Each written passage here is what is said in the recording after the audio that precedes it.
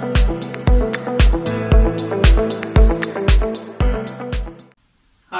Brian Fitzpatrick here on behalf of the Loud Sports unit.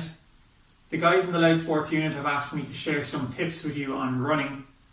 So I'm going to start off with this short video just introducing 4 basic exercises that I would do before going on any run. And these are simple exercises to do that don't require any equipment, and I'd recommend you do them before you even leave your house on your run.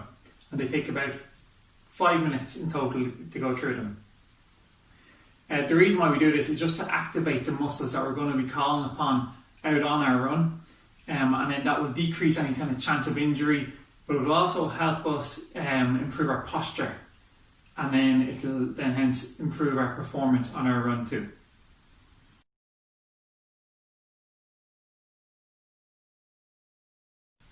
So the first exercise to do is the shoulder bridge. So all you have to do is get down on the ground, keep your feet planted. We're lying flat on our back, and we're going to bridge up and kind of create a straight line from my knees right to my shoulders. But the muscles I'm using here are my glutes and my hamstrings, which are very important obviously while running. So getting in a comfortable position and then driving up with my glutes and my hamstrings and trying to create that straight line from my knees right down to my shoulders. And what I might do is I'll hold this for a few seconds and then lower it back down and then drive back up again. If you find this too easy, what you can do is go on one leg and take one leg at a time. So my right leg is up, and then I'm just going to drive up with my left glute and hamstring into that position. I might do 5 on each side and then change over. Really important, really simple.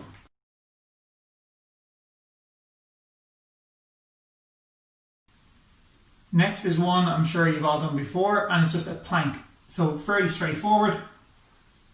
We're getting into a plank position and we're just going to hold it for maybe 30 to 60 seconds depending on maybe your ability. But a few things just to look out for. Again, we're just thinking about straight lines. So try and go for a straight line from your shoulders or your head right down to your ankles. Obviously there'll be a few natural curves in there. But what we don't want to do is we don't want to kind of stick our arse right up in the air like this, or we don't want to arch our back down here. So just try and get that natural curve and just hold it. This is a full kind of core workout, full body workout. So you'll feel this shoulders, chest, your abs, and then right into your upper legs really. And again, if you're finding this a little bit easy, what you can do is go over onto your side and just get your obliques a little bit, maybe holding them for 15 seconds each side, and then back in to your drone plank.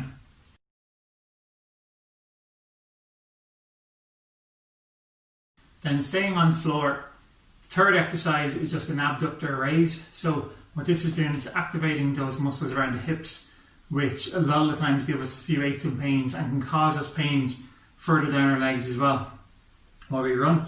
So an abductor raise, what we're doing is we're lying flat on the ground using our arm really as a pillow, and all I'm doing is raising like this in a controlled manner. And I should feel this just in here, in a spot in here. Now you might have to do this for 30, 40 seconds to start to feel it, but just keep it going in a controlled manner. If you had a Dynaband or an elastic band, it could be ideal to go around your ankle for this one. But now already I'm starting to feel that here. So obviously you do that either side. Again, depending on your ability, 30 seconds, 40 seconds, right up to a minute if needs be.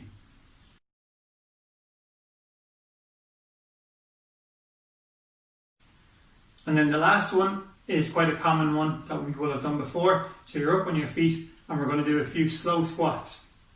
But again, this is important, and this is one that people can tend to maybe make a few errors in, and again that could actually increase our chance of injury.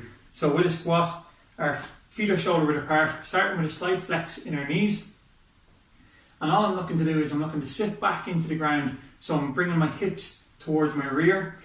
And what's important here is you'll see that my feet are almost pointing straight ahead of me, and my knees are going to travel in that same direction. So hands at the chest, hands on the hips, wherever you want your hands, wherever it's most comfortable.